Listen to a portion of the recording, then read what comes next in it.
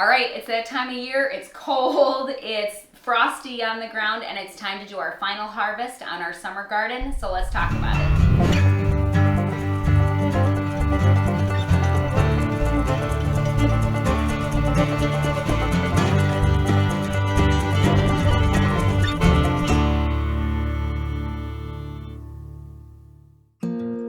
Hey you guys, welcome back to Heartway Farms. We're so glad you're here with us today. We are talking about prepping your pantry with all the last minute things that need to get done from our garden, all the way from herbs and potatoes, cabbages, and then we want to talk about some other stuff today too, like jars and meat and different things, but we'll get to that. We've had, what, a week of frost? Yeah, about a week of frost. And what happens when it freezes?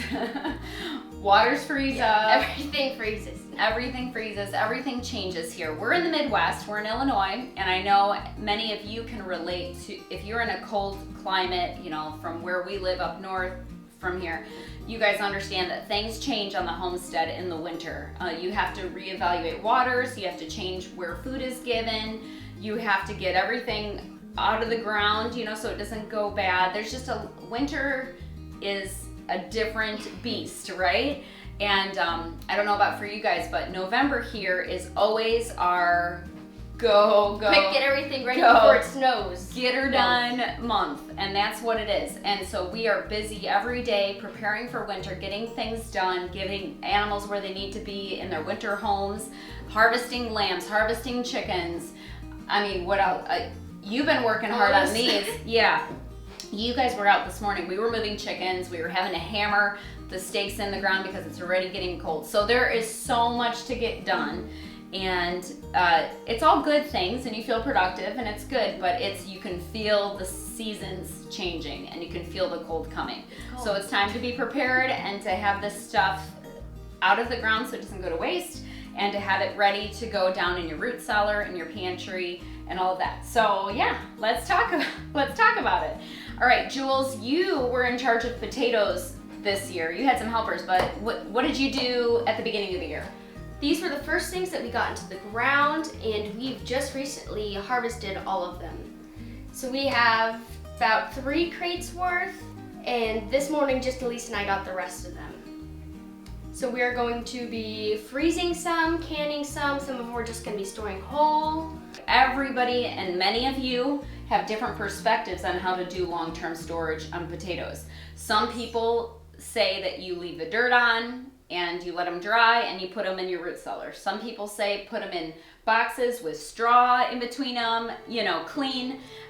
There's 100 different ways There's to a do lot it. of different ways to do it. This year, this is how we're doing it. Talk about the process of what we have done to prepare them for long-term storage. So what we're doing with the majority of them is just keeping them in these crates. I've washed them gently so they haven't lost their skin or anything. And I'm just gonna put them straight downstairs like this, covered where there won't be any light. And then some of them I'm going to freeze, like the little baby ones. They don't store well long term just because they're so small. So I'm freezing those, and then once some of these start to go bad in a couple months, I'm gonna start canning them. If they start to go, we'll see. Hopefully they don't. Last year we did the only thing we froze last year were the little baby potatoes, and we like doing that because it's so easy to take it out of the freezer and put it into a stew, in a soup. One of our favorite things are smashed potatoes, where you take out the little potatoes, boil them, and then squish them, and then fry them in butter, because yeah, you know, and they're really good. So that's but you can put them in the oven and roast them, whatever, but the little ones are easy to store frozen. They don't take up a lot of space, but obviously the big ones do. So yes. Julianne thoroughly washed them, thoroughly let them dry, and then put them in the crates so that you don't want any moisture at all. And then, like she already mentioned, she's gonna cover them, keep them dark in the root cellar. We are currently doing a root cellar top to bottom renovation, which is really exciting for storage. So stay tuned, make sure you hit that subscribe button so you guys can not miss any of our future videos coming up, because that's a fun one. And then I'll do a tour and show you all the stuff that we have put away for the year, including all of this stuff. So that's the plan with potatoes. Last year we canned them. Yes. What's your process for canning them? I remove all the skins, I chop them into cubes, blanch them, put them into jars, and then pressure can them. Which we still have potatoes left from last year. And that's wonderful, that's shelf steady, and so because we have very convenient, because we already have some from last year, we weren't too worried about putting up too many, but we're gonna keep a very close eye on these. If they start to get soft, we will can them up. We're experimenting with our long-term storage with the potatoes, and we're gonna see, we'll let you guys know how long it lasts us. We're at the beginning of November now.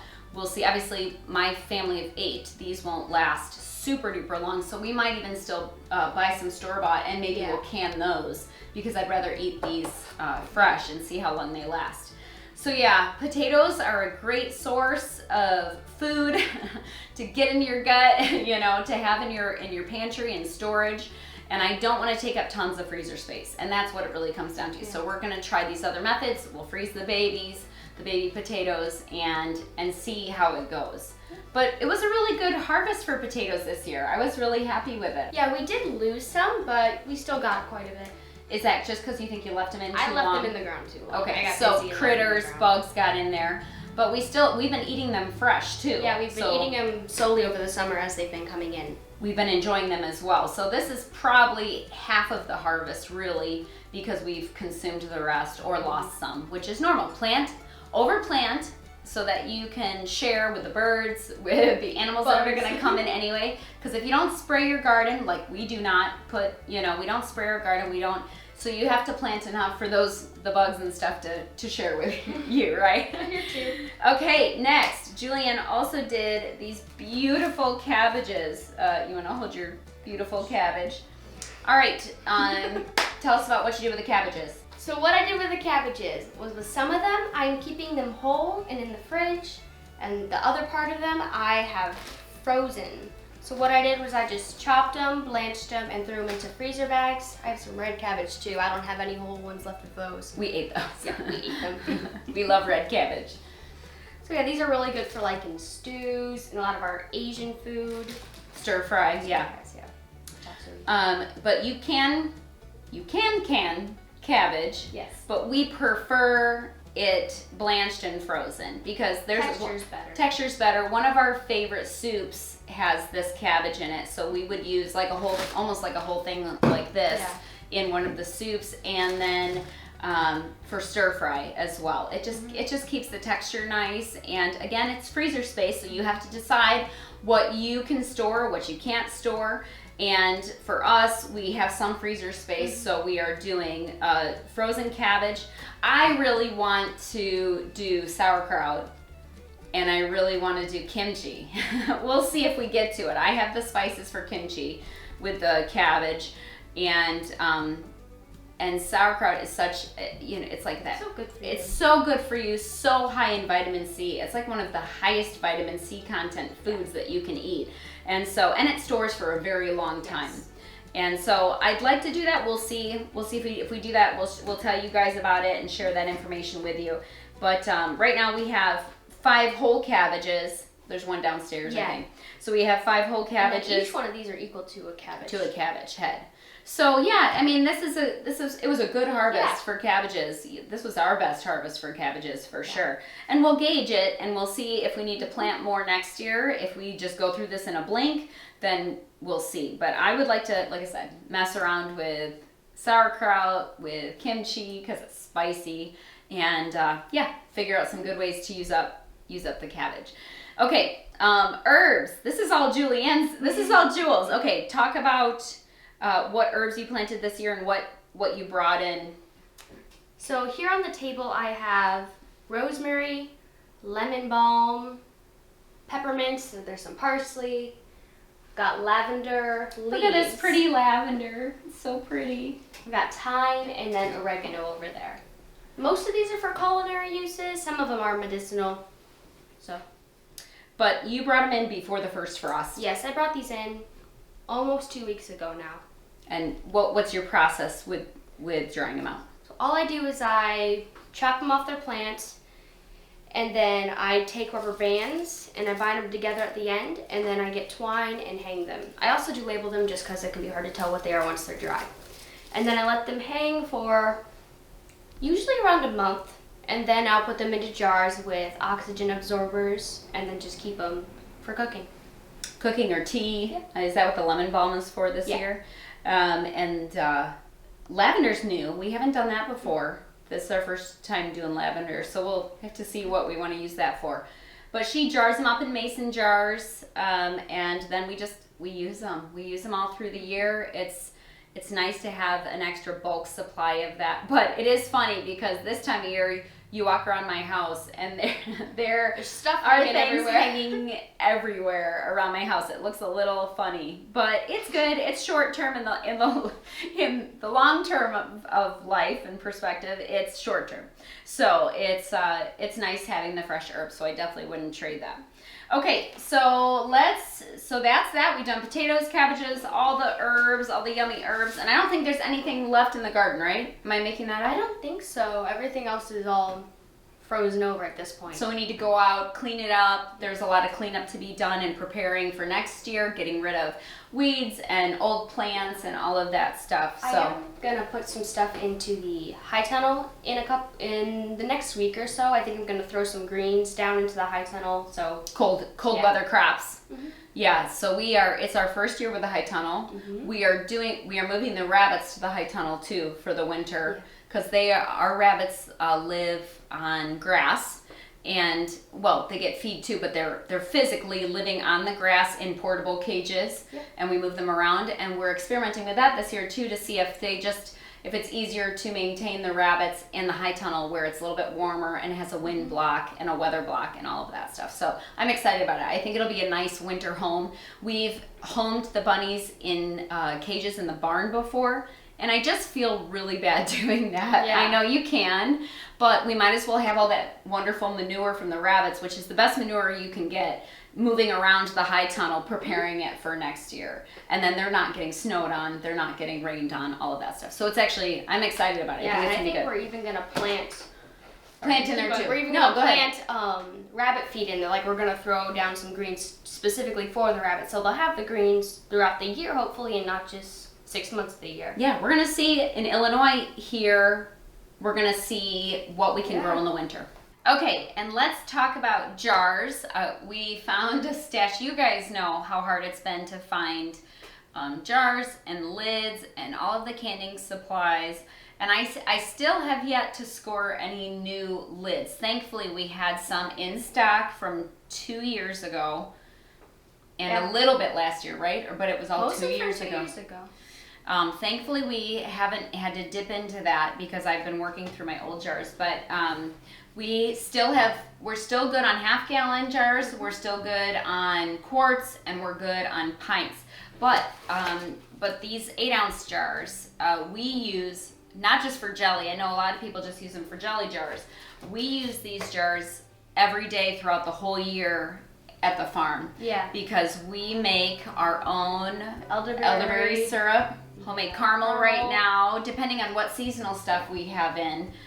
We are doing it, but mainly it's elderberry syrup, and we stock it in our farm shop fridge here, and we stock it all year because you're not just dealing with colds and stuff in the winter. It's all year. So we use our raw honey and organic elderberries, and we make elderberry syrup and stock it in the farm shop. We also stock it on our online store. If you go check out heartwayfarms.com, you can see the elderberry syrup that Marie makes from scratch, and you can have that shipped right to your house too. But the issue is that because jars are getting hard to find, I don't want to run out of containers for all the stuff that we carry online.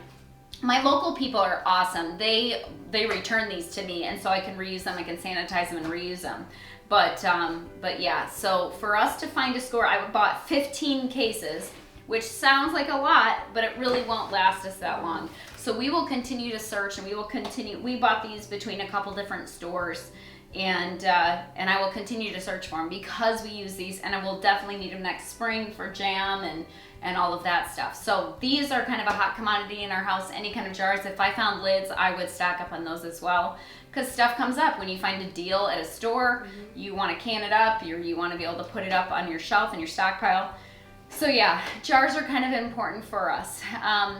So one thing I wanted to talk about, which I don't really have anything to show you, we've showed you guys what we're doing with our chickens, our meat birds, and actually tomorrow we are harvesting our last batch of meat birds for this year, which is exciting. It's gonna be chilly, but it's exciting to get it done and to get the freezer filled back up again. We've been canning chicken, we have been making bone broth and stuff like that, but I wanna talk to you guys about stocking up on meat. Every day that I am on social media, I see somebody locally searching for sources for meat. They're reaching out to local farmers. They're trying to find sources because I haven't had to buy store-bought meat in a long time. But I have heard that the prices are skyrocketing. I'm sure you guys can relate. If that's true, let me know. And prices are going up. So just if you don't live on a homestead, that's where you are raising your own animals, totally fine, but find your people. I talked about this in the last stocking up video. Find your community, find your local farmers, connect with somebody, find a milk source, find a meat source, you know, and we haven't had to move outside of our own farm for meat this year because we're doing our own chickens, and we obviously are doing chicken eggs, duck eggs, stuff like that, but we're also doing our own steer this year. And we have our own grass-fed lamb here. And all of these things are food options. Whether they are walking around outside, they're a food option later. Like even all of our laying hens are coming to be 2 years old, or they are 2 years old already. So next year we have to start fresh with egg layers. Well, all of our current layers then are walking around dinner, you know? So it's wise if you can right now to start thinking ahead to stocking your freezer from a local farmer. If you can find beef, if you can find chicken or lamb or whatever, pork, find those sources, like, you know, and if you don't raise pork, find somebody who does, you know, and if you eat pork, put that in your freezer. So I have a freezer downstairs dedicated when we do harvest the steer, and that will be happening probably soon when it's consistently cold out. And we're getting there. We just harvested lambs, and like I said, tomorrow's chickens. So we're working at it. We're working hard. We're getting the freezers stocked up, and we're getting our pantry stocked up, and getting all of our ducks in a row, right, for winter time coming up, because it's going to be here very, very, very soon.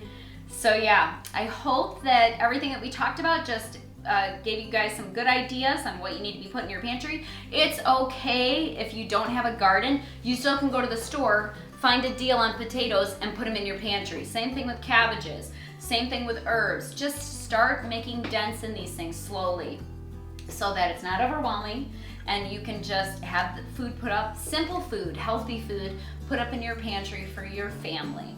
All right, thank you guys for joining in our family today, and we'll talk to y'all soon.